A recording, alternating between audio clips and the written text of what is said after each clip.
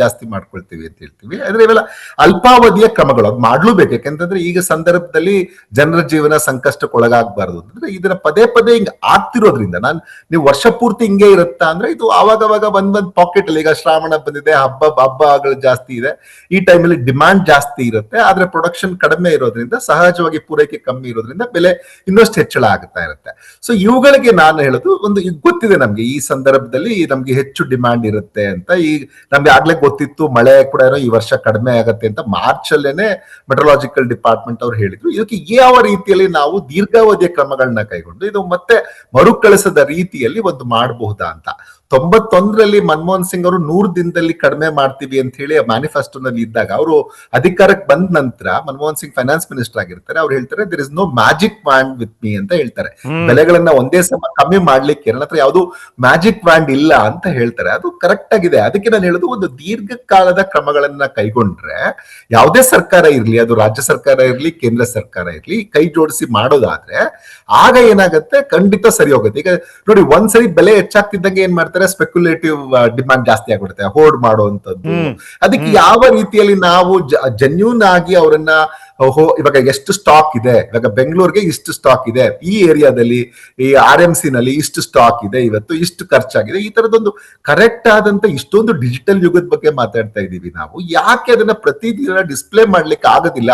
Online ನಿಮ್ಗೆ available ಇರಬೇಕು, ಬೆಂಗಳೂರಲ್ಲಿ ಇಷ್ಟು ಅವೈಲೇಬಲ್ ಇದೆ, ಇಷ್ಟಿಷ್ಟು ಶಾಪ್ ಅಲ್ಲಿ ಇಷ್ಟಿದೆ ಅಂತ ನನಗೆ ಕೊಡೋಕೆ ಆಗ್ಬೇಕು. ಆ ತರದ ಒಂದು ಅವಕಾಶ ಆದ್ರೆ, ಆ ತರದೊಂದು ಸರ್ಕಾರಗಳು ದೃಢ ಇಚ್ಛೆ ಮಾಡೋದಾದ್ರೆ, ಆಗ ಖಂಡಿತ ಈ ತರದೊಂದು ಸನ್ನಿವೇಶ ಬಂದ್ರೂ ಫೇಸ್ ಮಾಡಬಹುದು. ಇನ್ನೊಂದು ನಾವೇನು ಇವತ್ತು sir, I am coming back to you sir. Asha ಅವರೇ, ಇಷ್ಟೆಲ್ಲ ಕೇಳಿದ್ರಿ, ಸರ್ಕಾರ ಹಿಂಗ್ ಮಾಡ್ಬೋದು, ಸರ್ಕಾರ ಹಂಗ್ ಮಾಡ್ಬೋದು, ಶಾರ್ಟ್ ಟರ್ಮ್ ಮೆಜರ್ಸ್ ಈ ರೀತಿ ಇರುತ್ತೆ, ಲಾಂಗ್ ಟರ್ಮ್ ಮೆಜರ್ಸ್ ಮಾಡ್ಬೋದು. What do you care about? Tell. ನಿಮ್ಮ ಜೀವನವನ್ನ ಪ್ರಭಾವಿಸುವಂಥದ್ದು, ನಿಮಗೆ ಬೇಡಿಕೆ ಇರುವಂಥದ್ದು ಏನು? ಬೆಲೆ ಕಡಿಮೆ, ನಮಗೆ ಬೆಲೆ ಕಡಿಮೆ ಮಾಡಬೇಕು, ಎಲ್ಲ ಅಫೋರ್ಡಬಲ್ ಪ್ರೈಸಸ್ ಇರಬೇಕು. ಇಷ್ಟೊಂದು ಬೆಲೆ ಏರಿಕೆ ಆಗ್ತಾ ಇದ್ರೆ ಒಂದ್ಸತಿ ಪೆಟ್ರೋಲ್ ಜಾಸ್ತಿ ಆಗುತ್ತೆ, ಒಂದ್ಸತಿ ಆಯಿಲ್ ಜಾಸ್ತಿ ಆಗುತ್ತೆ, ಒಂದ್ಸತಿ ಈರುಳ್ಳಿ ಜಾಸ್ತಿ ಆಗುತ್ತೆ. ನಮಗೆ ನೆಕ್ಸ್ಟ್ ಏನಪ್ಪ ಅಂತಲೇ ಭಯ ಆಗ್ತಾ ಇರುತ್ತೆ, ಮುಂದೆ ಹೆಂಗೆ ಅಂತಲೇ ಯೋಚನೆ ಆಗ್ತಾ ಇರುತ್ತೆ. ಸೊ ಅವ್ರು ಹೇಳ್ದಂಗೆ ಸ್ವಲ್ಪ ಇವಾಗ ಸ್ಟಾಕ್ ಎಲ್ಲ ಎಷ್ಟು ಹೋಲ್ಡ್ ಮಾಡ್ಬೋದು, ಎಷ್ಟು ಹೋಲ್ಡ್ ಮಾಡಬಾರ್ದು, ಅದೆಲ್ಲ ಕಂಟ್ರೋಲ್ ಮಾಡಿದ್ರೆ ಡೆಫಿನೆಟ್ಲಿ ಅವಾಗ ಬ್ಲ್ಯಾಕ್ ಮಾರ್ಕೆಟ್ ಎಲ್ಲ ಅನುಮಾನ ಇದೆಯಾ? ಈಗ ಎಲ್ಲೋ ಒಂದ್ ಕಡೆ ಯಾರೋ ಹೋಲ್ಡ್ ಮಾಡ್ತಿದ್ದಾರೆ, ಒಂದು ಆರ್ಟಿಫಿಷಿಯಲ್ ಶಾರ್ಟೇಜ್ ಕ್ರಿಯೇಟ್ ಮಾಡ್ತಿದ್ದಾರೆ, ಅದ್ರ ಮೂಲಕ ಬೆಲೆ ಜಾಸ್ತಿ ಆಗುತ್ತೆ. ಬೆಲೆ ಜಾಸ್ತಿ ಆದಾಗ ಭಾಗವಾಗಿ ಹಂತವಾಗಿ ಅದನ್ನ ಹೊರಗೆ ಬಿಡ್ತಾರೆ, ಅವರು ಲಾಭವನ್ನ ಪಡ್ಕೊಳ್ತಾರೆ. ಈ ಅನುಮಾನ ನಿಮಗಿದ್ಯಾ? ಗ್ರಾಹಕರಾಗಿ ನಿಮ್ಗೆ ಈ ಅನುಮಾನ ಇದೆಯಾ? ಸ್ವಲ್ಪ ಇದೆ ಸರ್. ಸೊ ಸರ್ಕಾರ ಏನ್ ಮಾಡ್ಬೋದು ಈ ಅನುಮಾನ ದೂರ ಮಾಡ್ಲಿಕ್ಕೆ? ಅದೇ ಸ್ಟಾಕ್ ಅವ್ರು ಎಷ್ಟು ಹೋಲ್ಡ್ ಮಾಡಬೇಕು ಅಂತ ಅವ್ರ ಗೌರ್ಮೆಂಟ್ ಹತ್ರ ಅವ್ರಿಗೆ ಪವರ್ ಇರುತ್ತಲ್ಲ, ಅವರು ಅದನ್ನು ಯೂಸ್ ಮಾಡಿಕೊಂಡು ಆ ಸ್ಟಾಕ್ ಎಷ್ಟು ದಿನ ಹೋಲ್ಡ್ ಮಾಡಬಾರ್ದು. ಅವ್ರು ಹೇಳ್ದಂಗೆ ಇವಾಗ ಅಕ್ಕಿ ಕೊಡ್ತೀರಾ, ಬೇಳೆ ಕೊಡ್ತೀರಾ, ಅದ್ರ ಜೊತೆಗೆ ಇವಾಗ ಯಾವ್ದು ಬೆಲೆ ಜಾಸ್ತಿ ಆಗ್ತಾ ಇರುತ್ತೆ, ಅವಾಗ ಸಕ್ಕರೆ ಇಲ್ಲ ಈರುಳ್ಳಿ ಆ ಥರನ ಅವ್ರು ಕೊಟ್ಟರೆ ಸೊ ಡೆಫಿನೆಟ್ಲಿ ಜನಸಾಮಾನ್ಯಕ್ಕೆ ಯೂಸ್ ಆಗುತ್ತೆ. ಆಮೇಲೆ ನಿಮಗೆ ವಿಶ್ವಾಸ ಬರುತ್ತೆ, ಸರ್ಕಾರ ನಿಜವಾಗ್ಲೂ ನಿಮ್ಮ ಜೀವನದಲ್ಲಿ ರಿಲೀಫ್ ತರೋದಕ್ಕೆ ಕೆಲಸ ಮಾಡ್ತಿದೆ, ಅವರು ನಮ್ಮ ಬಗ್ಗೆ ಯೋಚನೆ ಮಾಡ್ತಾ ಇದ್ದಾರೆ. ಸೊ ಅವರು ಮೆಜರ್ಸ್ ಅನ್ನೋದು ತಗೊಂತಾ ಇದ್ದಾರೆ ಅಂದ್ರೆ ನಮಗೂ ಅವಾಗ ವಿಶ್ವಾಸ ಬರುತ್ತೆ. ನಂಗಾಗ್ಲೇ ಅರ್ಧಕ್ಕೆ ಸ್ಟಾಪ್ ಮಾಡಿದ್ರಿ, ಸಾರಿ. ನೋಡಿ, ಇವಾಗ ಕೇಶವ್ ಅವರು ಅಷ್ಟೇ ಲಾಂಗ್ ಟರ್ಮ್ ರಿಫಾರ್ಮ್ಸ್ ಬಗ್ಗೆ ಮಾತಾಡಿದ್ರು. ನೀವು ನರೇಂದ್ರ ಮೋದಿ ಅವ್ರನ್ನ ನೋಡಿದ್ರೆ ಅವ್ರು ಯಾವತ್ತೂ ಲಾಂಗ್ ಟರ್ಮ್ ರಿಫಾರ್ಮ್ಸೇ ಮಾಡ್ಕೊಂಡ್ ಬಂದಿರೋದು ಕಳೆದ 12 ವರ್ಷಗಳಿಂದ ಒಂದು ಪ್ರಧಾನಿಯಾಗಿ. ಕಳೆದ ವರ್ಷ ಇದೇ ಸಮಯದಲ್ಲಿ ಅಥವಾ ಮೇ ಬಿ ಸೆಪ್ಟೆಂಬರ್ ಟೈಮಲ್ಲಿ GST ನಲ್ಲಿ ಒಂದು ದೊಡ್ಡ ರಿಫಾರ್ಮ್ಸ್ ಮಾಡಿದ್ರು. ಎಂತ ದೊಡ್ಡ ರಿಫಾರ್ಮ್ಸ್ ಮಾಡಿದ್ರು ಅಂತ ಹೇಳಿದ್ರೆ, ಇದೇ ಮನಮೋಹನ್ ಸಿಂಗ್ ಅವಧಿನಲ್ಲಿ ಒಂದು ಟೂತ್ ಪೇಸ್ಟ್ ಮೇಲೆ 18 ಟ್ಯಾಕ್ಸ್ ಬೀಳ್ತಾ ಇತ್ತು. Central excise, customs, CVD, countervailing duty, sales tax, VAT, octroi, entry tax, service tax, CST, ಏನೇನ್ ಬೇಕು ನಿಮ್ಗೆ ಪ್ರತಿಯೊಂದು ಬೀಳ್ತಾ ಇತ್ತು. ಆಯ್ತಲ್ಲ? ಸೊ ನೀವು pre GST post GST compare ಮಾಡಿದ್ರೆ ಇವ್ರೇನ್ ಮಾಡಿದ್ರು, 4 ಸ್ಲಾಬ್ ಇದ್ದಂತ GST ನ 2 ತಂದ್ರು ಕಾಮನ್ ಮ್ಯಾನ್ಗೆ, 28% ಲಕ್ಸುರಿ ಗೂಡ್ಸ್. ಸೊ 5% 18% ರಿಫಾರ್ಮ್ಸ್ ಮಾಡ್ಬಿಟ್ಟು ಕಾಮನ್ ಮ್ಯಾನ್ ಬಳಸುವಂತ ದಿನನಿತ್ಯ ಪದಾರ್ಥಗಳು, ಡೈಲಿ ಯೂಸ್ ಆಗೋದು, ಅದು ನಿಮ್ ಪ್ರೊಡಕ್ಷನ್ ಮೇಲೆ ಡಿಪೆಂಡ್ ಅಲ್ಲ, ಅಗ್ರಿಕಲ್ಚರ್ ಮೇಲೆ ಡಿಪೆಂಡೆಂಟ್ ಇಲ್ಲ, ಅದ್ರ ರೇಟ್ನೆಲ್ಲ ಬಹಳ ಕಡಿಮೆ ಮಾಡಾಕ್ಬಿಟ್ರು. ನಿಮ್ಗೆ ಉದಾಹರಣೆ ಹೇಳಬೇಕು ಅಂದ್ರೆ, ನಿಮಗೆ ಟೂತ್ ಪೇಸ್ಟ್ ಮನಮೋಹನ್ ಸಿಂಗ್ ಅವರಲ್ಲಿ 27% ಇತ್ತು ಟ್ಯಾಕ್ಸ್ ಅದ್ರ ಮೇಲೆ, ವೆರಸ್ ಲಾಸ್ಟ್ ಇಯರ್ ಮೋದಿ ಅದನ್ನ 5% ಗಳಿಸಿದ್ರು. ಟೂತ್ ಪೌಡರ್ 17% ಇತ್ತು ಮನಮೋಹನ್ ಸಿಂಗ್ ಟೈಮಲ್ಲಿ, ಅದನ್ನ 5% ಗಳಿಸಿದ್ರು. ಹೇರ್ ಆಯಿಲ್ ರೀ, ಕೊಬ್ಬರಿ ಎಣ್ಣೆ 27% ಇತ್ತು ಮನಮೋಹನ್ ಸಿಂಗ್ ಅವಧಿನಲ್ಲಿ, ಅದನ್ನ 5% ಗಳಿಸಿದ್ರು. ಟಾಯ್ಲೆಟ್ ಸೋಪ್ ಅದು ಅಷ್ಟೇ 15% ಇದನ್ನ 5% ಗಳಿಸಿದ್ರು. ತಿರ್ಗಾ ಆಮೇಲೆ ಪಟ್ಟೆ, ಸಿವಿಂಗ್ ಪಟ್ಟೆ, ಮಿಷಿನ್ಸ್ ಗೊತ್ತಾಯ್ತು, ಮಾಡಿದ್ದೀರಿ ಅಂತ. ಇದನ್ನ ಲಾಂಗ್ ಟರ್ಮ್ ರಿಫಾರ್ಮ್ಸ್ ಅಂತ ಹೇಳೋದು, ಲಾಂಗ್ ಟರ್ಮ್ ರಿಫಾರ್ಮ್ಸ್ ಅಂತ ಹೇಳೋದು ಇದನ್ನ ಆಯ್ತಲ್ಲ. ವೆರಾಸ್ ಈ ರಾಜ್ಯ ಸರ್ಕಾರ ಏನ್ ಮಾಡ್ತು 3 ವರ್ಷದಲ್ಲಿ? ನಾನು ಅದನ್ನೇ ಹೇಳ್ತೀನಿ. ಪೆಟ್ರೋಲ್ 2 ಸಲ ಜಾಸ್ತಿ, ಡೀಸೆಲ್ 2 ಸಲ ಜಾಸ್ತಿ ಮಾಡಿದೀರಾ. ತಿರ್ಗಾ ಸ್ಟಾಂಪ್ ಡ್ಯೂಟಿ ವ್ಯಾಲ್ಯೂಷನ್ ಅಂತೂ 3 ಸಲ, ಇವತ್ತು ಆಲ್ಮೋಸ್ಟ್ 7% ಬಂದು ಕುತ್ಕೊಂಡ್ಬಿಟ್ಟಿದೆ. ನಿಮ್ಗೆ ಇವಾಗ 50 ಲಕ್ಷದ ಪ್ರಾಪರ್ಟಿ ತಗೊಬೇಕು ಅಂದ್ರೆ 3.5 ಲಕ್ಷ ರೂಪಾಯಿ ಸ್ಟಾಂಪ್ ಡ್ಯೂಟಿ ಕಟ್ಟಬೇಕು.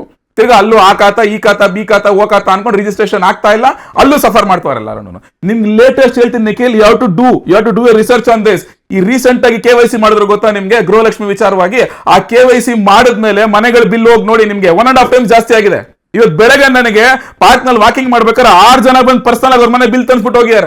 KYC ಮಾಡಿದ್ಮೇಲೆ 1.5 ಟೈಮ್ಸ್ ಜಾಸ್ತಿ ಆಗಿದೆ. ಸೊ ಈ ರೀತಿಯಾಗಿ ನೀವು ಪೆಟ್ರೋಲು, ಡೀಸೆಲ್, ಕರೆಂಟು, ನೀರು, ಕಸದ ಮೇಲೆ ಸಸ್ಸು, ತಿರ್ಗಾ ಮನೆ ಮುಂದೆ ಪಾರ್ಕಿಂಗ್ ಮಾಡ್ರೆ ಇವತ್ತು ಅದಕ್ಕೆ ಕಾಸು ಕೊಡ್ಬೇಕಂತೆ. ಸೈಟ್ ಕ್ಲೀನ್ ಮಾಡಿಲ್ಲ ಅಂದ್ರೆ ಅದಕ್ಕೆ ಕಾಸು ಕೊಡ್ಬೇಕಂತೆ. ಏನಿದು ಸಿಕ್ಕಿದಕ್ಕೆಲ್ಲ ಕಾಸು ಹಾಕೊಂಡು ಇವತ್ತು ಜನಜೀವನ ಅಸ್ತವ್ಯಸ್ತ ಮಾಡಿ ಹಾಳು ಮಾಡಿರೋದು ನೀವು ರಾಜ್ಯದಲ್ಲಿ. ನೀವೇನ್ ತಗೊಂಡಿದ್ದೀರಾ ಡಿಸಿಷನ್? ನೀವೇನ್ ಮಾಡಿದಿರಾ ಅದ್ರ ಬಗ್ಗೆ ಹೇಳಿ. ನಾನು ಅವಾಗಿಂದ ಹೇಳ್ತಾ ಇದ್ದೀನಿ ನಾವೇನ್ ಮಾಡಿದೀರಾ ಅಂತ. ನೀವ್ ಹೇಳಿ, ಏನ್ ಮಾಡಿದೀರಾ? ಇವಾಗ ಒಂದು ನಿಮಿಷ ನಿಖಿಲ್ ಅವರೇ, ಇವಾಗ GST ಅಂತಾರಲ್ಲ, ಇದೇ UPA ಅವಧಿಯಲ್ಲಿ GST ನ ಲಾಂಚ್ ಮಾಡಕ್ ಹೋದಾಗ ನರೇಂದ್ರ ಮೋದಿ ಅವರು ಏನ್ ಮಾತಾಡಿದ್ದಾರೆ ಅಂತ ನಿಮ್ಮ RKL ಅವ್ರದ್ದು ಫುಟೇಜ್ ಇದೆ, ದಯವಿಟ್ಟು ಪ್ಲೇ ಮಾಡಿ.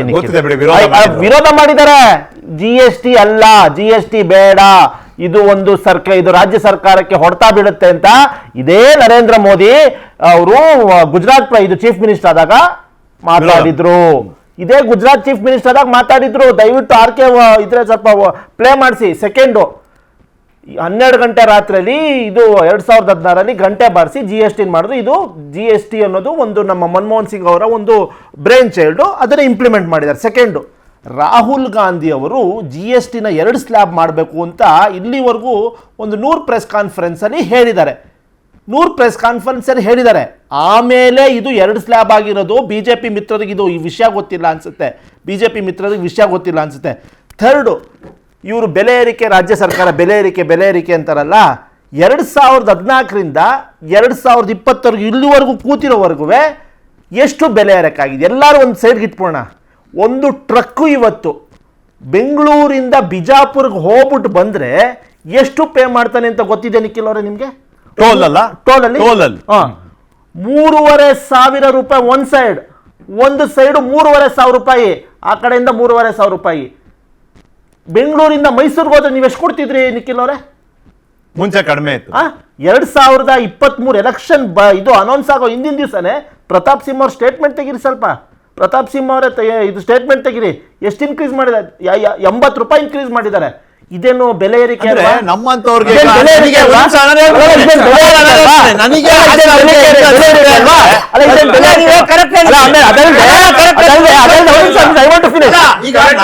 ನನಗೂ ಆಶಾ ಅವ್ರಿಗೂ ಏನ್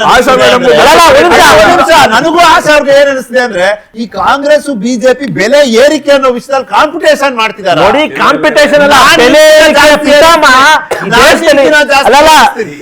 ಏರಿಕೆ ಪಿತಾಮಹ ಯಾರ ದೇಶದಲ್ಲಿದ್ರೆ ಅದು ನರೇಂದ್ರ ಮೋದಿ. BJP ಸರ್ಕಾರ